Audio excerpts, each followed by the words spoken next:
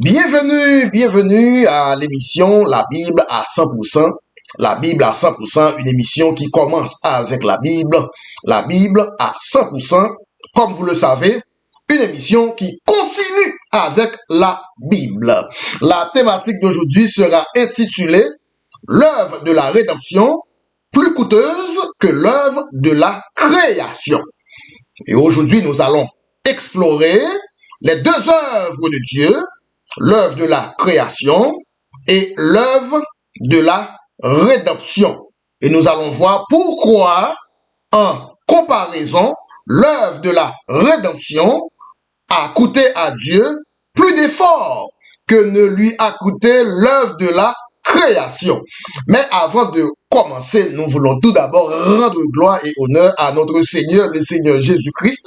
À lui soit la gloire, à lui soit l'honneur, à lui soit la magnificence, pour les siècles des siècles, en son nom et en sa personne, le Seigneur Jésus-Christ. Amen. Oui, comme sujet, l'œuvre de la rédemption, plus coûteuse que l'œuvre de la création. Verset de base, 1 Corinthiens 6, le verset 20. 1 Corinthiens 6, verset 20. Car vous avez été rachetés à un grand prix. Rachetés à un grand prix. Donc, glorifiez Dieu dans votre corps et dans votre esprit qui appartiennent à Dieu. Si l'œuvre de la création est détaillée dans seulement 2 chapitres dans la Bible, l'œuvre de la rédemption, cependant, sera détaillée dans 1187 chapitres de la Bible. Donc, le reste de la Bible, le reste des 1187 chapitres de la Bible est réservé seulement pour l'œuvre de la rédemption. Ce qui signifie que la portion des Écritures sur l'œuvre de la création est nettement plus petite que la portion des Écritures sur l'œuvre de la rédemption. Il n'a fallu à Dieu que 2 chapitres de la Bible pour créer l'univers tout entier. Cependant, il a fallu à Dieu 1187 chapitres de la Bible pour racheter une parcelle, seulement une parcelle de l'univers. Les 2 premiers chapitres de la Genèse, à savoir Genèse chapitre 1er et Genèse chapitre 2, c'est toute la Bible avant la chute. Mais ironiquement, à cause de la chute, Dieu va télécharger 1187 autres chapitres supplémentaires pour nous enseigner le chemin du retour à l'état normal, pour nous montrer comment revenir à notre état normal, d'avant le péché, d'avant la chute. Ce qui signifie, si Adam n'avait pas péché, la Bible entière ne serait qu'une Bible à 2 chapitres, pas plus, pas moins. Mais, à cause de la chute d'Adam, Dieu a été forcé d'adjoindre 1187 autres chapitres supplémentaires, en plus des 2 premiers, soit un total de 1189 chapitres. Donc, en gros, la portion de la Bible relatant de l'œuvre de la création est de loin plus petite que la portion de la Bible relatant de l'œuvre de la rédemption. Et de surcroît, l'œuvre de la rédemption a coûté plus à Dieu que ne l'a coûté l'œuvre de la création. C'est pourquoi Dieu accorde plus de valeur à son œuvre de rédemption qu'à son œuvre de création. C'est pourquoi Dieu ne se soucie pas tellement si une partie de la création est perdue. Cependant, Dieu se soucie jalousement de son œuvre de rédemption au point qu'il ne se perdra rien de ce qu'il a racheté. Verset, Jean 6, verset 39. Jean 6, verset 39, la volonté de celui qui m'a envoyé, c'est que je ne perde rien. Je ne perde rien de tout ce qu'il m'a donné, mais que je le ressuscite au dernier jour. Ensuite, Jean 10, le verset 28, je leur donne la vie éternelle et elles ne périront jamais et personne ne les ravira de ma main. Ensuite, en troisième lieu, Jean 18, verset 9. Jean 18, verset 9, il dit cela afin que s'accomplisse la parole qu'il avait dite. Je n'ai perdu aucun de ce que tu m'as donné. Je n'ai perdu aucun de ce que tu m'as donné. Pour la création, on sait très bien qu'une partie de la création sera perdue. Mais aucune partie de la rédemption ne sera perdue. Une partie de la création, notamment, sera perdue. Par exemple, parmi tous les anges, beaucoup d'anges créés par Dieu seront perdus. Dieu a créé bon nombre de chérubins. Cependant, beaucoup de chérubins créés par Dieu, seront quand même perdus. Dieu s'en fiche si une partie de sa création soit perdue. Cependant, rien, pas même une seule chose rachetée ne sera perdue. L'œuvre de la rédemption a coûté plus cher à Dieu que l'œuvre de la création. Voilà pourquoi Dieu est jaloux de tout ce qu'il a racheté. Voilà pourquoi automatiquement Dieu porte le nom de jaloux toutes les fois que Dieu rachète quelqu'un. Verset, Exode 34, verset 14. Exode 34, verset 14. Tu ne te prosterneras point devant un autre Dieu, car l'Éternel porte le nom de jaloux. L'Éternel porte le nom de, comment? Jaloux. L'Éternel porte le nom de jaloux. Exode 34, verset 14. Donc, dans le contexte de la rédemption, Dieu se nomme jaloux. Dieu porte le nom de jaloux. Et nous allons énumérer les raisons pour lesquelles Dieu se nomme jaloux toutes les fois que Dieu rachète quelqu'un. Nous allons énumérer pourquoi donc le Dieu de la rédemption est plus jaloux que le Dieu de la création.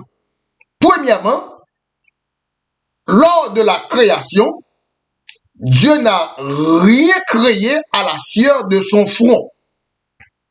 Cependant, c'est à la sueur de son front que Dieu a racheté l'humanité.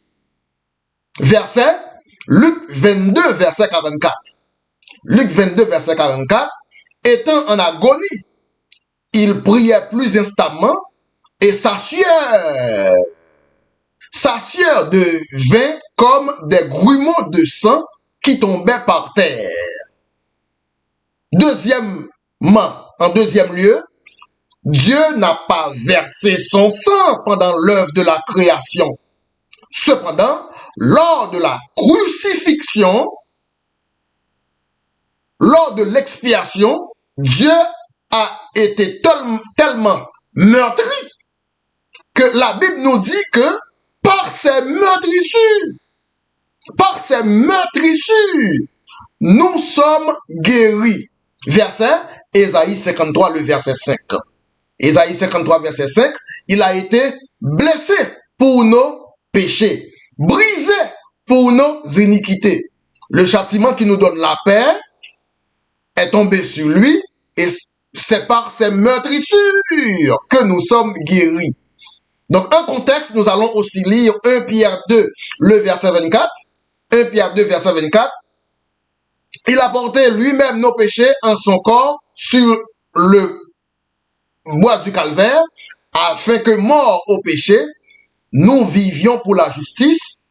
Lui, par les meurtrissures duquel vous avez été guéris. Par ces meurtrissures, nous sommes guéris. Donc nous allons voir un troisième point. pourquoi le Dieu de la rédemption est donc plus jaloux que le Dieu de la création. Car il a coûté Dieu plus pendant l'œuvre de la rédemption qu'il ne lui a coûté pendant l'œuvre de la création. En troisième lieu, lors de la création, Dieu n'a pas été outragé. Cependant, Dieu a été outragé pendant l'œuvre de la rédemption. Verset Ésaïe 52, le verset 14. Ésaïe 52, verset 14. De même qu'il a été pour plusieurs un sujet d'effroi, tant son visage était défiguré. Tant son visage était, comment? Défiguré, tant son aspect différait de celui des fils de l'homme. Donc Dieu a été outragé, tant son visage était défiguré.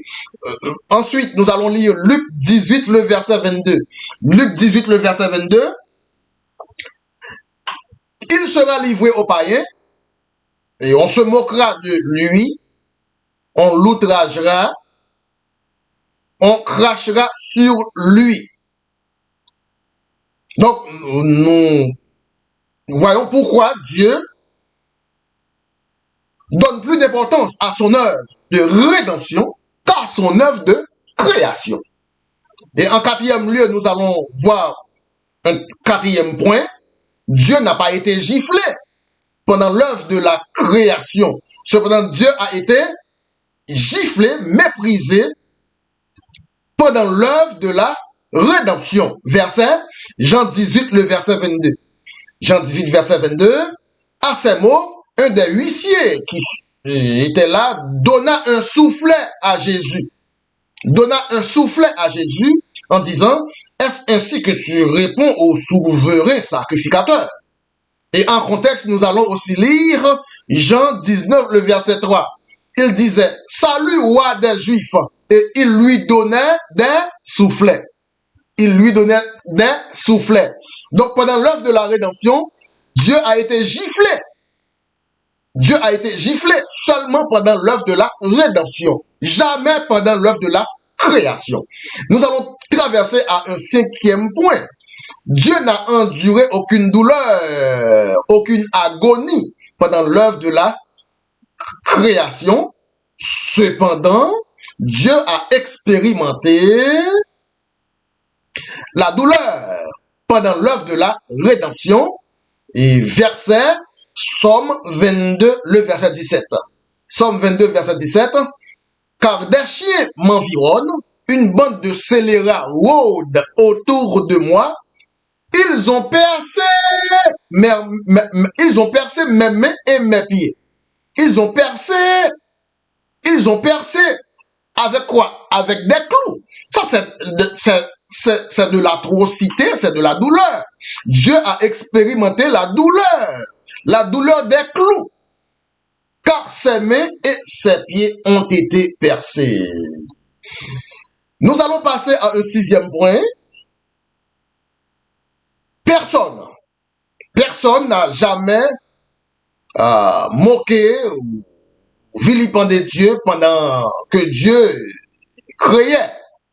Mais Dieu a été moqué de toutes sortes de moqueries pendant son œuvre de rédemption. Verset Luc 22, verset 63.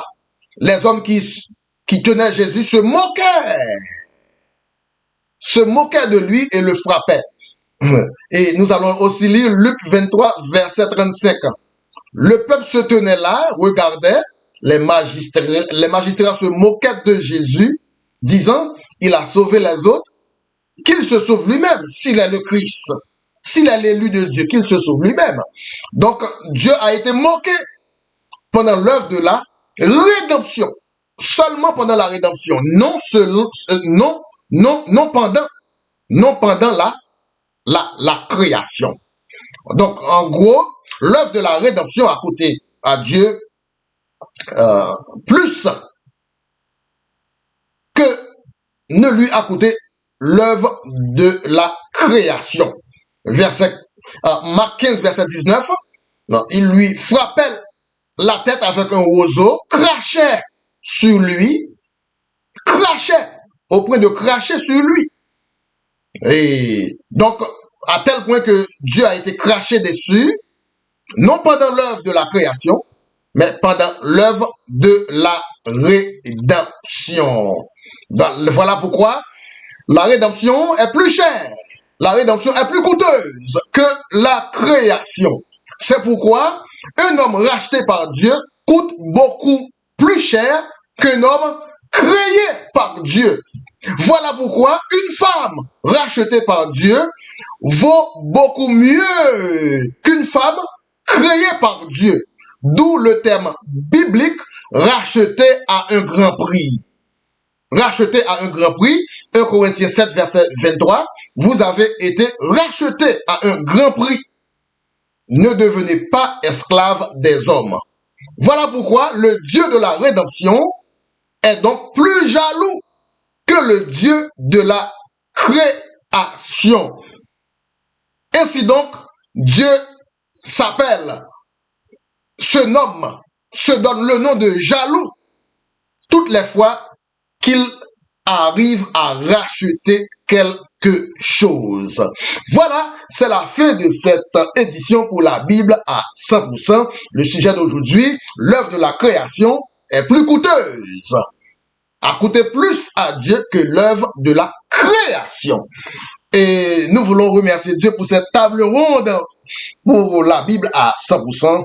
Et rendez-vous à la prochaine pour une autre édition d'études bibliques en table ronde avec la Bible à 100%. Sur ce, je vous souhaite toutes les bénédictions de Dieu. À tantôt et à bientôt. À la prochaine. Bye bye.